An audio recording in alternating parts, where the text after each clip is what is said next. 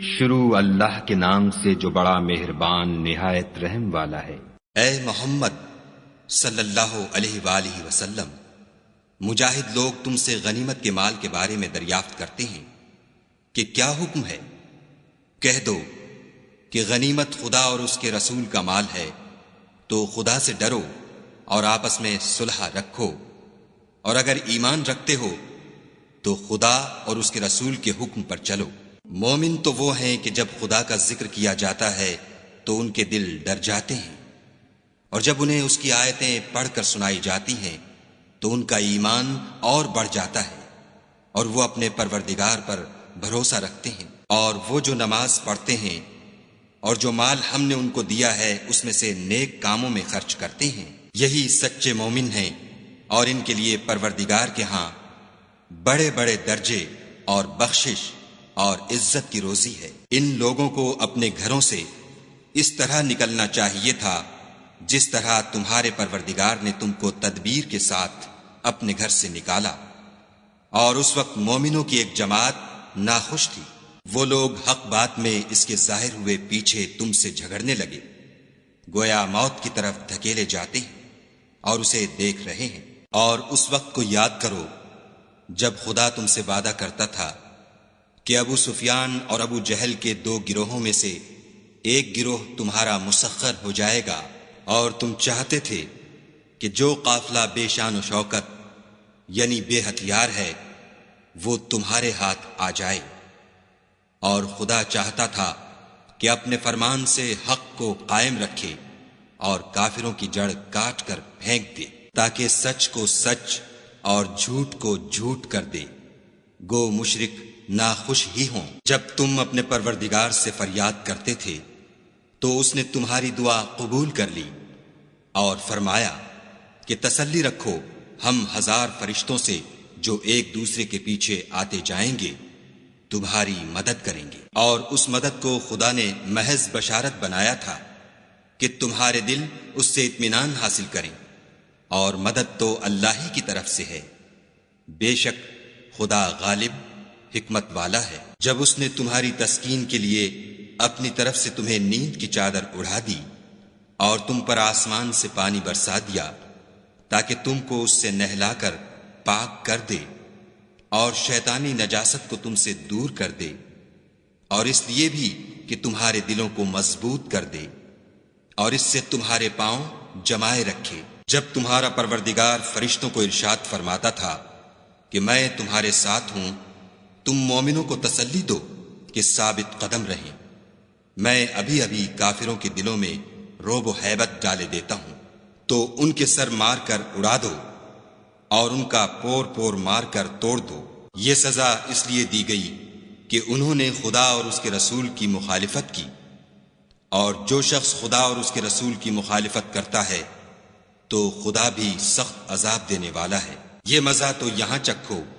اور یہ جانے رہو کہ کافروں کے لیے آخرت میں دوزخ کا عذاب بھی تیار ہے۔ اے اہل ایمان، جب میدان جنگ میں کفار سے تمہارا مقابلہ ہو تو ان سے پیٹھ نہ پھیرنا، اور جو شخص جنگ کے روز اس صورت کے سوا کہ لڑائی کے لیے کنارے کنارے چلے، یعنی حکمت عملی سے دشمن کو مارے یا اپنی فوج میں جا ملنا چاہے، ان سے پیٹھ پھیرے گا تو سمجھو کہ وہ خدا کے غضب میں گرفتار ہو گیا، اور اس کا ٹھکانہ دوزخ ہے، اور وہ بہت ہی بری جگہ ہے۔ تم لوگوں نے ان کفار کو قتل نہیں کیا بلکہ خدا نے انہیں قتل کیا، اور اے محمد صلی اللہ علیہ وآلہ وسلم، جس وقت تم نے کنکریاں پھینکی تھیں تو وہ تم نے نہیں پھینکی تھیں بلکہ اللہ نے پھینکی تھیں۔ اس سے یہ غرض تھی کہ مومنوں کو اپنے احسانوں سے اچھی طرح آزما لے، بے شک خدا سنتا جانتا ہے۔ بات یہ ہے، کچھ شک نہیں کہ خدا کافروں کی تدبیر کو کمزور کر دینے والا ہے۔ کافروں، اگر تم محمد صلی اللہ علیہ وآلہ وسلم پر فتح چاہتے ہو تو تمہارے پاس فتح آ چکی۔ دیکھو، اگر تم اپنے افعال سے باز آ جاؤ تو تمہارے حق میں بہتر ہے، اور اگر پھر نافرمانی کرو گے تو ہم بھی پھر تمہیں عذاب کریں گے، اور تمہاری جماعت خواہ کتنی ہی کثیر ہو تمہارے کچھ بھی کام نہ آئے گی، اور خدا تو مومنوں کے ساتھ ہے۔ اے ایمان والو، خدا اور اس کے رسول کے حکم پر چلو اور اس سے روگردانی نہ کرو، اور تم سنتے ہو، اور ان لوگوں جیسے نہ ہونا جو کہتے ہیں کہ ہم نے حکم خدا سن لیا مگر حقیقت میں نہیں سنتے۔ کچھ شک نہیں کہ خدا کے نزدیک تمام جانداروں سے بدتر بہرے گونگے ہیں جو کچھ نہیں سمجھتے، اور اگر خدا ان میں نیکی کا مادہ دیکھتا تو ان کو سننے کی توفیق بخشتا، اور اگر بغیر صلاحیت ہدایت کے سماعت دیتا تو وہ منہ پھیر کر بھاگ جاتے۔ مومنو، خدا اور اس کے رسول کا حکم قبول کرو، جبکہ رسول خدا تمہیں ایسے کام کے لیے بلاتے ہیں جو تم کو زندگی جاوداں بخشتا ہے، اور جان رکھو کہ خدا آدمی اور اس کے دل کے درمیان حائل ہو جاتا ہے، اور یہ بھی کہ تم سب اس کے روبرو جمع کیے جاؤ گے، اور اس فتنے سے ڈرو جو خصوصیت کے ساتھ انہی لوگوں پر واقع نہ ہوگا جو تم میں گناہ گار ہیں، اور جان رکھو کہ خدا سخت عذاب دینے والا ہے۔ اور اس وقت کو یاد کرو جب تم زمین مکہ میں قلیل اور ضعیف سمجھے جاتے تھے اور ڈرتے رہتے تھے کہ لوگ تمہیں اڑا نہ لے جائیں، یعنی بے خانما نہ کر دیں، تو اس نے تم کو جگہ دی اور اپنی مدد سے تم کو تقویت بخشی اور پاکیزہ چیزیں کھانے کو دیں تاکہ اس کا شکر کرو۔ اے ایمان والو، نہ تو خدا اور رسول کی امانت میں خیانت کرو اور نہ اپنی امانتوں میں خیانت کرو، اور تم ان باتوں کو جانتے ہو، اور جان رکھو کہ تمہارا مال اور اولاد بڑی آزمائش ہے، اور یہ کہ خدا کے پاس نیکیوں کا بڑا ثواب ہے۔ مومنو، اگر تم خدا سے ڈرو گے تو وہ تمہارے لیے امر فارق پیدا کر دے گا، یعنی تم کو ممتاز کر دے گا اور تمہارے گناہ مٹا دے گا اور تمہیں بخش دے گا، اور خدا بڑے فضل والا ہے۔ اور اے محمد صلی اللہ علیہ وآلہ وسلم، اس وقت کو یاد کرو جب کافر لوگ تمہارے بارے میں چال چل رہے تھے کہ تم کو قید کر دیں یا جان سے مار دیں یا وطن سے نکال دیں،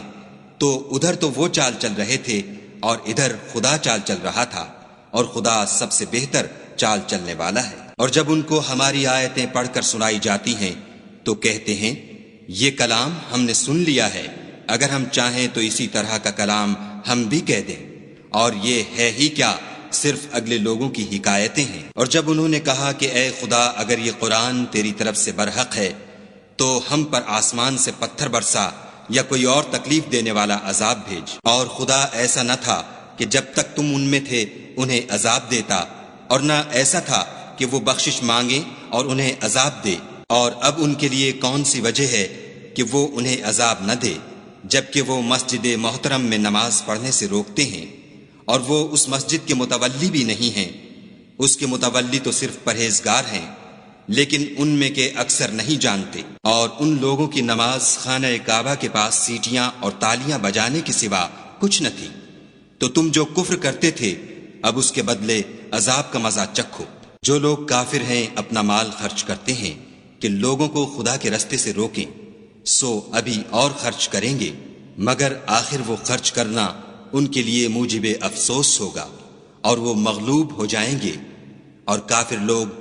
دوزخ کی طرف ہانکے جائیں گے، تاکہ خدا پاک سے ناپاک کو الگ کر دے اور ناپاک کو ایک دوسرے پر رکھ کر ایک ڈھیر بنا دے، پھر اس کو دوزخ میں ڈال دے۔ یہی لوگ خسارہ پانے والے ہیں۔ اے پیغمبر صلی اللہ علیہ وآلہ وسلم، کفار سے کہہ دو کہ اگر وہ اپنے افعال سے باز آ جائیں تو جو ہو چکا وہ انہیں معاف کر دیا جائے گا، اور اگر پھر وہی حرکات کرنے لگیں گے تو اگلے لوگوں کا جو طریق جاری ہو چکا ہے وہی ان کے حق میں برتا جائے گا۔ اور ان لوگوں سے لڑتے رہو یہاں تک کہ فتنہ یعنی کفر کا فساد باقی نہ رہے اور دین سب خدا ہی کا ہو جائے، اور اگر باز آ جائیں تو خدا ان کے کاموں کو دیکھ رہا ہے، اور اگر روگردانی کریں تو جان رکھو کہ خدا تمہارا حمایتی ہے، اور وہ خوب حمایتی اور خوب مددگار ہے۔ اور جان رکھو کہ جو چیز تم کفار سے لوٹ کر لاؤ اس میں سے 5واں حصہ خدا کا اور اس کے رسول کا اور اہل قرابت کا اور یتیموں کا اور محتاجوں کا اور مسافروں کا ہے۔ اگر تم خدا پر اور اس نصرت پر ایمان رکھتے ہو جو حق و باطل میں فرق کرنے کے دن یعنی جنگ بدر میں، جس دن دونوں فوجوں میں مٹھ بھیڑ ہو گئی، اپنے بندے محمد صلی اللہ علیہ وآلہ وسلم پر نازل فرمائی، اور خدا ہر چیز پر قادر ہے۔ جس وقت تم مدینے سے قریب کے ناکے پر تھے اور کافر بعید کے ناکے پر، اور قافلہ تم سے نیچے اتر گیا تھا، اور اگر تم جنگ کے لیے آپس میں قرارداد کر لیتے تو وقت معین پر جمع ہونے میں تقدیم و تاخیر ہو جاتی، لیکن خدا کو منظور تھا کہ جو کام ہو کر رہنے والا تھا اسے کر ہی ڈالے، تاکہ جو مرے بصیرت پر یعنی یقین جان کر مرے، اور جو جیتا رہے وہ بھی بصیرت پر یعنی حق پہچان کر جیتا رہے، اور کچھ شک نہیں کہ خدا سنتا جانتا ہے۔